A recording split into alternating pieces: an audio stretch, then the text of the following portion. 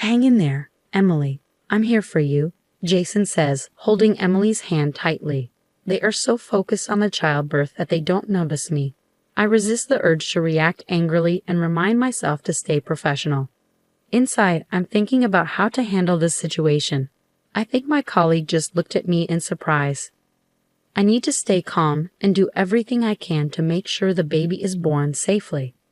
After the birth, I look into the room and see them being affectionate with each other, not paying attention to anything else. You did great, Emily. Congratulations, I say. Thank you, Jason, she replies. Yes, the birth of a baby is a happy event. We should celebrate, I think, grabbing my phone. By the look on my colleague's face, I probably seem upset. First, I call my mother-in-law. The baby is born. Please come over. After inviting all the relatives, I reflect on my role. My name is Natalie Miller, a 33-year-old working mom. Inspired by my mother, I became a midwife. My mom delivered many babies, celebrating with the parents sometimes and feeling sad when she couldn't save a life. Watching her over the years made me want to be a midwife too. My dad doesn't say much, but he's always been quietly supportive. Both my parents are people I'm really proud of. But there's one family member who's been more challenging. My sister Emily. She lives at home and doesn't have a job, often asking us for money. When I got married, I started keeping my distance from her. Do what makes you happy, Natalie, my husband Jason would say, always understanding my decisions regarding Emily. That's why I trust Jason so much. Jason works in it, and we're both so busy that we hardly have time for each other. We don't have kids yet. Sometimes I wish we did, but I also like the idea of just us two in our later years. Don't push yourself too hard, Natalie. Take care of yourself, he tells me often. We live with Jason's mom now. His dad passed away, and we didn't want her to live alone. She's incredibly kind, never pressuring us about not having kids and always looking after me. I feel lucky to have her, even if it sometimes feels like she's the one taking care of me. My days are usually filled with hard work at the hospital. Today was no different, with a complicated delivery that kept me there overnight to care for a premature baby. That's the situation, so I won't be coming home until tomorrow, I told Jason over the phone. I see. Should I pick you up tomorrow then? What about work? Jason asked, making me quickly check the calendar. Tomorrow was just a regular Thursday, no holiday or special occasion. In my job, I sometimes get weekdays off, but Jason, who works a regular office job, would normally be working on a weekday. Well, I actually had to work on a recent day off. They told me to take a compensatory day off in return. Really? Well, if you can pick me up, I'd appreciate it, I replied to Jason without much hesitation. The next day, after a very exhausting shift, Jason and I went out to eat, and as soon as we got home, I fell asleep. When I woke up, it was already evening, and my mother-in-law was busy cooking dinner in the kitchen. Mom, I'm sorry. Let me help you, I offered. It's okay, dear. Jason told me you've had a tough day, haven't you? Just rest, she reassured me warmly. I felt relieved by her caring words. Anyway, dinner's almost ready, so there's not much left for me to do. Jason got called into work. Let's just have dinner together, she suggested, and I nodded in agreement. During dinner, she kept giving me concerned looks. Is something bothering you? She finally asked. I'm just wondering how things have been between you and Jason lately, she continued. We're the same as always, I think, I replied. That's good to hear, I replied, puzzled by my mother-in-law's demeanor. I wanted to ask more questions, but she avoided the topic. I figured if it was serious, she would share it with me in time. So I decided not to pry further. Since then, Jason and I seem to be missing each other a lot. We used to spend time together on our days off, sometimes with my mother-in-law joining us for a drive. Lately, though, he's been busy with work. We hardly cross paths at home, and meaningful conversations have become rare. Still, we stay connected through calls and messages, so I never doubted our relationship. Life felt a bit frustrating. One day, encouraged by my mother-in-law, I went shopping with her to take my mind off work. Engrossed in our outing, I was caught off guard when suddenly, oh sis, long time no see, huh? I came face to face with the last person I wanted to see. Emily approached with her usual mischievous smile, still as beautiful as ever, which annoyed me. I thought about escaping, but I couldn't just leave my mother-in-law behind. While pondering my options, Emily walked right up to us. "You still look exhausted. I can't believe you're my older sister," Emily remarked. "Mind your own business," I retorted sharply. "Speaking of shopping, since you're out, you must have money, right?" "Treat me," Emily said with her usual audacity. Here we go again, I sighed inwardly. Since we were young, Emily had always been asking me for money and favors. I've never been one to be taken advantage of, so I've always refused her requests. But she never seems to get the hint. If I didn't give it to her, she would try to take it. My suspicions were confirmed when I caught Emily stealing money from my wallet. My parents and I gave her a serious scolding, but she didn't show any remorse. After that incident, she continued trying to steal from me and even targeted my friends and boyfriends. "She's bullying me," Emily would claim, spreading lies about me. While my true friends stood by me, some of my boyfriends ended up leaving me for Emily. This is why Emily and I have never gotten along. I had planned to distance myself from her after high school. But since my mom is a senior midwife and Emily would visit our family home, our paths inevitably crossed. It wasn't until after I got married that we finally grew apart, and yet here she is, standing right in front of me. "Why are you here?" I asked sharply as we were shopping at a mall near Jason's parents' house. It was a place Emily couldn't easily reach from our family home without a car. She never bothered to get a driver's license, claiming it was too much hassle, and she avoided using public transportation. "Well, how should I know? By the way, you're still handling other people's babies. When are you going to have one of your own?" Emily taunted. "What's that supposed to mean?" I retorted, taken aback. "Looks like I beat you to it," she said, rubbing her belly. I noticed she had baby items with her. Was she pregnant? I hadn't heard anything about her getting married. Whose child could it be? "Enough is enough," my mother-in-law interjected sharply, addressing Emily, who was grinning mischievously. We were enjoying our shopping. "We don't need to be disturbed by someone as rude as you." "Let's go, Natalie," she said, pulling me away by the arm. "Natalie, is she related to you?" my mother-in-law asked, clearly curious about the situation. Yes," I replied, recalling that I had introduced Emily to Jason when I brought him to my family home. However, she had canceled both the pre-wedding meeting and the wedding itself. It dawned on me that my mother-in-law and Emily had likely never met. "She's my sister." "I see," my mother-in-law responded, her expression complicated. I sighed, sensing the tension. Half a year passed by quickly. Jason grew even busier, often not responding to my messages, and my mother-in-law seemed to be spending more time away from home, leaving me alone on my days off. I was expressing my frustrations to a colleague when we received a call about a pregnant woman whose water had broken and was being brought to our hospital. Her name was... What? It was Emily, my own sister. My colleagues noticed my shock and asked if I was okay. Collecting myself, I replied and headed to work. As I entered the delivery room, I was surprised to see a familiar face. "Stay strong, Emily. You can do this," I encouraged. To my bewilderment, Jason, who should have been at work, was there beside her, looking like a devoted father-to-be. "What?" I couldn't help but emit a low groan. I noticed the doctor flinch slightly, but I couldn't take my eyes off the scene unfolding before me. "Hang in there, Emily. I'm right here," Jason said, tightly holding Emily's hand, completely absorbed in the moment. I felt a surge of frustration but pushed it aside to focus on my duties. My colleagues seemed taken aback, likely noticing my tense expression. I had to remain composed and ensure the safe delivery of the baby. "Dad, please hold Mom's hand tightly," I urged Jason, but he remained fixated on Emily, oblivious to my words. It was maddening, but I had to stay focused. An hour later, the baby was safely born. "Congratulations." "Thank you." Jason's attention was now completely focused on the newborn baby. It's both a strength and a weakness of his, to be so absorbed in one thing that he often misses other cues, like my icy glares. Leaving the delivery room to my colleagues, I pondered what to do about the situation with those two. After completing my duties, I peeked into their room and found them wrapped up in each other, oblivious to everything else. "You did well." "Congratulations, Emily," I said. "Thank you, Jason," she replied warmly. "Yes, the birth of a baby is a joyful occasion." We should celebrate this in a big way, I thought to myself, grabbing my smartphone.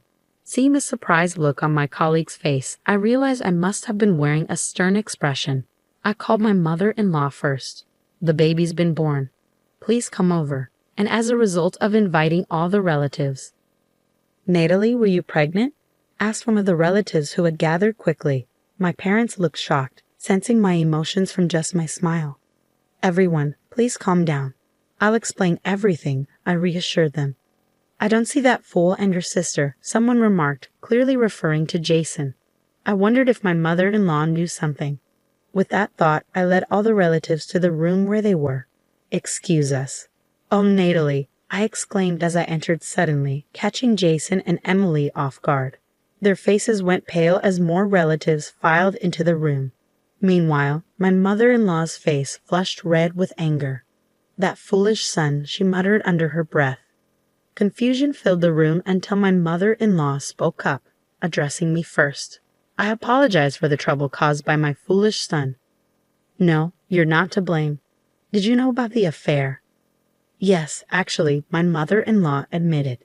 She recounted how she had once seen Jason and Emily walking together and had wanted to confront me about it, but never found the right moment. That explained her recent odd behavior. She had been secretly investigating ever since, even hiring a private investigator. Wait, what about your job? I asked, trying to grasp the full extent of the situation. Well, about that, Jason quit, she revealed. Sadly, what? I couldn't believe it. This new revelation left me stunned and deeply disappointed. Since when? About a year ago. I was beyond angry now, and it seemed the relatives shared my feelings as they glared coldly at Jason and Emily. You understand, right, Jason? I demanded, looking at him for an explanation. Yes. And Emily, once you're discharged, do you understand too? Yes, I get it, Emily replied sullenly, contrasting Jason's downcast demeanor. Seeing her attitude, I resolved not to show any mercy. Afterward, I carefully reviewed the evidence my mother-in-law had collected. Currently, Jason was being closely watched by the gathered relatives, while Emily was under scrutiny by her own parents. With the evidence at hand, it seemed likely that I could pursue a divorce. Jason had truly proven himself a fool. No, I apologize for my foolish younger sister, I responded. Then, realizing their curiosity, I continued, By the way, if you don't mind me asking, why is your sister like that? Oh, it is probably because of our aunt, I explained. She's a single lady without children who always doted on Emily. With our busy mother, reserved father, and my outspoken nature, Emily naturally gravitated towards an aunt who validated her and spoiled her. Despite my mother's efforts to create distance between them, it seems they stayed in touch behind her back. Unlike Emily, I wasn't pampered like that, and I often told our aunt not to spoil her too much. Perhaps Emily found me annoying and kept her distance. You must have had a tough time, sympathized my relative. Well, she's been a handful since we were kids, I admitted. Even so, I can't entirely blame your aunt. I wonder where I went wrong with Jason, mused my mother-in-law. Her comment made me smile ruefully. I had been completely deceived by Jason. I had always seen him as genuinely kind. Had I been blind? Later, I found out that the relatives had questioned Jason. According to their conversation, Jason and Emily had first met when I brought him to my parents' house. Emily had then said, actually, as I listened to my mother-in-law lament about Emily, she revealed how Emily had cunningly obtained Jason's contact information and started an affair with him.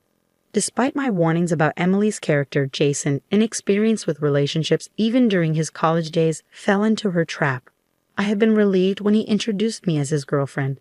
Thinking he had moved past any potential entanglements with Emily, it was a shock to realize how wrong I had been. In the midst of this conversation, I received a call from Emily. I put her on speakerphone and answered, Hey sis, Dad and the others are just concerned about you. They'll leave once things settle down. You brought this on yourself, Emily retorted. Mom is just worried about you, I sighed, feeling exasperated by her lack of understanding. Emily persisted. If you're willing to pay them off now, I'll send Mom and the others home. That's impossible. I just gave birth and I don't have any savings, Emily replied defensively. Then you'll have to tolerate being watched, I replied firmly. Hey sis, suddenly, Emily's voice cut off, leaving the conversation hanging. Sorry, I took her phone away. My dad's voice came through before the call abruptly ended. I decided to let my dad handle that situation for now. There was no more room for sympathy towards Emily after that call. I resolved not to go easy on her anymore, despite just giving birth. Don't go easy on Jason either. Hold him accountable, I asserted firmly. Yes, I'll ensure he faces consequences. My mother-in-law agreed as we discussed our next steps. Once everything was in place, I arranged a meeting with Jason and Emily. Jason was ushered in by our relatives, while Emily quietly followed with my dad. Her sudden change in demeanor puzzled me until my mom, holding the baby, whispered in my ear, "Emily was severely scolded after she called you." Come to think of it, I've never seen my usually quiet dad angry, and probably neither had Emily. Experiencing my dad's fury for the first time must have been traumatic for her. I reflected silently. "What? You know why you were called here, right?" I asked, breaking the tense silence. "I'm truly sorry." She came crying to me asking for advice. Jason began, his voice wavering. "But do you really think such an excuse will work on me?" I continued, staring at Jason, who avoided my gaze. Reflecting on the past, Jason had often upset me, although we ultimately chose to live together. At first, he had attempted to move in with my mother-in-law and me without discussing it, causing tension. After confronting him, we agreed on living arrangements, and I had hoped he learned from that incident. Yet now, it appeared he had concealed his intentions skillfully or perhaps ignored the lesson entirely. Don't you have any other excuses? Ever since we were kids, you've always been the favorite, Emily began, her voice filled with bitterness. According to her, our parents consistently praised me while she faced constant criticism. This treatment fueled her resentment towards me, which was further fueled by our aunt's encouragement. When she learned that I was getting married before her, she felt overshadowed and decided to pursue Jason. That's why I called Jason and got him drunk, Emily admitted, her tone matter of fact. That's a pretty low move, I responded, trying to contain my anger. We only got involved once, but she told me if you don't want me to tell sis, do as I say. Emily continued, revealing the extent of her manipulation. Yet you seemed pretty close when you gave birth, I remarked sarcastically, my frustration evident. Jason looked away, unable to meet my eyes. Why did I end up with someone like him? Is love truly blind? Normally, I would find a man who avoids confrontation like this repulsive. As we kept meeting, I genuinely fell for her, Jason explained, his voice tinged with regret. Then you should have just broken up with me, I retorted sharply. Well, I still love you, Natalie, and I wanted a child with you, Jason admitted, his expression pained as my words hit home. Why did he act like a victim now? What about your job? My father interjected, steering the conversation forward. I wanted to spend more time with Emily, so working felt like a waste, Jason admitted, his voice subdued. And you two were involved more than once, right? My father's question was direct and unforgiving. I'm a midwife. I can easily backtrack from the birth to when you got her pregnant. If you hide anything else, I won't forgive you. Emily flinched at my father's stern words, prompting her to confess. She revealed that since Jason had quit his job, they had been meeting almost daily and had been involved multiple times. The revelation left both my mother-in-law and me speechless with disbelief. I'm going to divorce you anyway, I declared firmly, my voice resolute. No, please, Jason pleaded, his face filled with regret and desperation. I'll also cut ties with you. You'll never set foot in this house again. I concluded, my decision final and uncompromising. Where the hell am I supposed to live? Jason's panicked question hung in the air. Both my mother-in-law and I made it clear to Jason that his predicament was entirely of his own making. Thanks to my mother-in-law's decision to hire a private investigator, we had uncovered another startling revelation about why Jason had quit his job. If you're desperate, I can refer you somewhere, I stated coldly. Huh? Jason looked bewildered. Prison. It's not so bad. You get a roof over your head, 3 meals a day, and even earn a little money, I informed him bluntly. Jason's face drained of color at my words. It turned out that Jason had been embezzling money, which had led to his dismissal from work. He had managed to repay the embezzled funds to avoid legal trouble. But that money came from selling off my savings and my mother-in-law's possessions. The realization hit me hard. I had been oblivious to his actions, and I felt deeply betrayed and foolish. Natalie, I'm not going to show any mercy. If you keep arguing, I'll hand you over to the police. I cut Jason off, my voice firm and resolute. He slumped under my cold stare, realizing the gravity of the situation. I had already arranged for the police to be there, waiting for the moment. Emily, don't you dare call me sister again. I truly despise you from the bottom of my heart. I declared firmly to Emily, who was escorted away by my father. That was the last interaction I had with her. Now, moving forward. We wasted no time packing our belongings and decided to move to a new home, ensuring safety from any potential return by Jason. The new place is closer to my hospital workplace, and we've extended invitations to my parents to join us. This marks a proper farewell to Jason and Emily. Since then, Jason was found wandering around our empty old house and was taken away by some intimidating men in black suits.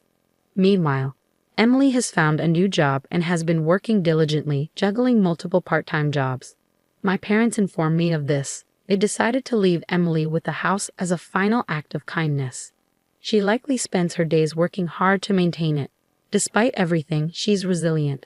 In our new home, we've been raising Emily's child together. My mother, despite being retired, has a wealth of baby-raising knowledge, and my mother-in-law has been a constant source of support, caring for the child with love and dedication. Thanks to them, I've been able to nurture the child with confidence. Financially, my father and I are stable, each contributing to the household. Though not related by blood, this child was long awaited and has brought immense joy into my life. I'm grateful to my mother and mother-in-law for their unwavering support in this journey. I've renamed her Mindy and consider her my own. One day, she may come to understand her origins and face challenges because of it. When that time comes, I'll be there by her side, supporting her through it all. Until then, my goal is to be the kind of mother she can always be proud of. Today, I cherish life and hope for boundless happiness for Mindy and the new life that has come into our world. With this prayer in my heart, I'm ready to face whatever challenges life brings.